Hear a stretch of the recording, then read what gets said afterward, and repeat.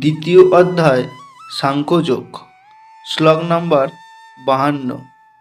যদাতে মোহ কলিলং বুদ্ধি বর্তিত ঋষ্যতি তদা গন্তাসি নির্বেদং সত্যবস্য শ্রুতস্য চ।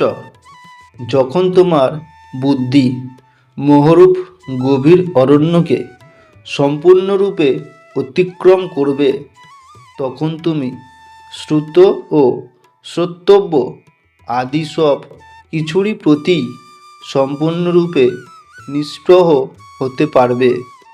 ভগবানের মহান ভক্তদের অনেক সুন্দর দৃষ্টান্ত আছে, যারা কেবলমাত্র ভগবদ্ভক্তি গ্রহণ করার ফলে বৈদিক আচার অনুষ্ঠানের প্রতি উদাসীন হয়ে গিয়েছেন। যখন কোনো ব্যক্তি ভগবান শ্রীকৃষ্ণকে জানতে পেরে তার সঙ্গে নিজের সম্পর্ক সম্বন্ধে অবগত হন, তখন তিনি স্বাভাবিকভাবেই বৈদিক কর্মকাণ্ডের অনুষ্ঠানের প্রতি সম্পূর্ণরূপে উদাসীন হয়ে যান। এমনকি তিনি যদি একজন অভিজ্ঞ ব্রাহ্মণও হন। মহাভাগবত ও গুরু পরম্পরায় ধারায় এক মহান আচার্য শ্রী মাধবেন্দ্র পুরী বলেছেন, হে আমার ত্রিসন্ধ্যা বন্দনা, তোমার জয় হোক। হে স্নান, তোমাকে প্রণাম করি। হে দেবতাগণ, হে পিতৃপুরুষগণ, তোমাদের উদ্দেশ্যে তর্পণ করার অক্ষমতার জন্য আমাকে ক্ষমা করো।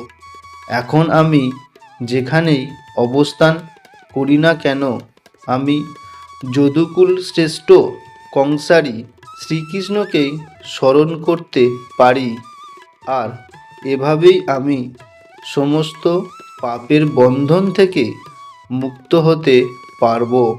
আমার মনে হয় এটি আমার পক্ষে যথেষ্ট। পারমার্থিক মার্গে যারা নবীন, তাদের বেদের নির্দেশ অনুযায়ী বিবিধ আচার অনুষ্ঠান পালন করা একান্ত প্রয়োজন। যেমন খুব সকালে স্নান করা, পিতৃপুরুষের উদ্দেশ্যে তর্পণ করা ইত্যাদি।